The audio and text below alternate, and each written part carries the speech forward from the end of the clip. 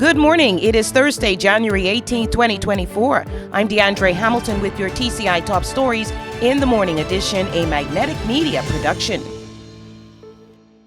This is an important advisory from Digicel Turks and Caicos. All Digicel subscribers whose SIM cards were issued prior to July 2021, kindly visit your nearest Digicel store and have your SIM card swapped at no cost to you. There's also dedicated SIM swap teams that will be at different locations throughout the various islands on specific days. Please look out for the communication via SMS text message. This is a Telecoms Commission regulatory mandate and enhances network reliability and speed. Please swap your SIM cards as soon as possible to avoid mobile service interruption. Firefighters have been awarded their increases, according to Otis Morris, Minister of Home Affairs. He responded to Magnetic Media questions on Wednesday regarding reports that the fire service was struggling with damaged equipment and had not seen their pay raises reflected in December salaries. Quoting the Deputy Governor, he maintained that officers were awarded between a 22 and 28% increase in salaries.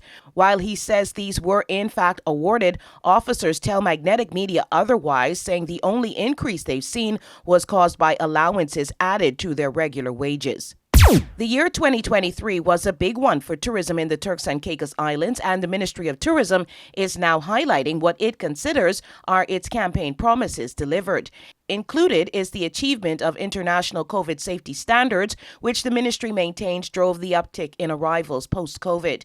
The creation of the Tourism Regulatory Authority and Destination Marketing and Management Organization, plus the creation of strict protocols to guide big projects for minimal harmful impact to the country's cultural or environmental integrity. This project is ongoing with the Tourism Capacity Carrying Study. Residents weren't always on board with these decisions, and the ministry was under near constant scrutiny from locals in 2023 regarding the extension of COVID-19 vaccination mandates, dissolution of the TCI Tourist Board, and the creation of the DMMO. The latter was so contentious it was actually challenged in a court of law. Magnetic Media has more top stories after the break. Calling all local creatives and entrepreneurs. The TCI Community Resilience Hub and Green VI are hosting a free workshop demonstrating how you can turn waste material into a business. The free workshop takes place on Friday and Saturday, January 19th and 20th at the DECR Environmental Center on Providenciales. Attendees will learn how to start their own businesses, create local jobs, and make useful, profitable products using waste as a resource.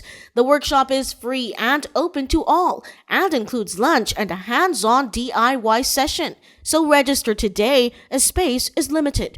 Transport from other islands to the workshop can be reimbursed. To register, send an email to resilienttci@gmail.com. For more information about this and other workshops, follow Community Resilience Hub TCI on Facebook and Instagram. This workshop is funded by the EU Commission's Resembid program and hosted in collaboration with the Department of Environment and Coastal Resources. An Atlanta hotel fire was scary for two Turks and Caicos Islanders. Toussaint and Chevette Capron were unable to get back into their hotel last night when the 20-story high-rise they were in as guests caught fire. The blaze was captured on video and featured in the news as it engulfed the bottom floors of the landmark condos on Piedmont Avenue in the ATL. The Caprons, who are popular business owners and residents of Providenciales, reported that they were stuck outside in the cold, their belongings were way out of reach on the 9th floor, and that they had to stay at a different hotel for the night. Fox News Atlanta interviewed Chevette, who called the situation horrible and frightening. 7 people suffered smoke inhalation, 1 person sent to hospital, and the Red Cross was called in to lend support as no one was allowed back into the building, given the damage to the lobby and the lower floors of the structure. We're just glad both Chevette and Toussaint are okay. Hot, uncomfortable, and as a result, not coming back to the Turks and Caicos? That's the determination from a family of visitors, this time with a 1-year-old baby who shared their experience at the crammed Providenciales International Airport on Facebook.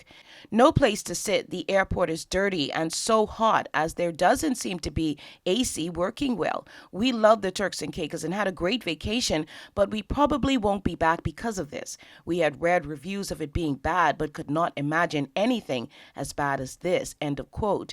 The Turks and Caicos Islands Airports Authority is aware of that report and say they are now looking into it. Lines in the last few weeks have been long enough that they wrapped around the building, trying to soften the blow. The minister and her team have also been at the airport. The TCI had promised Magnetic Media a comment about this negative review. Meanwhile, the Turks and Caicos is being hailed by a Pittsburgh newspaper as one of the top 10 travel destinations for Black women traveling alone. The Turks and Caicos Islands offer a luxurious and relaxing solo travel experience perfect for those seeking some serious sun and sand, the Pittsburgh Courier gushes. Listed alongside the TCI were Ghana, Morocco, and India. Weather today and tonight, 81-year high, partly cloudy, low at 76 degrees with some clouds. That does it for the morning edition of the news. I'm Deandrea Hamilton. We're back at midday with more top stories.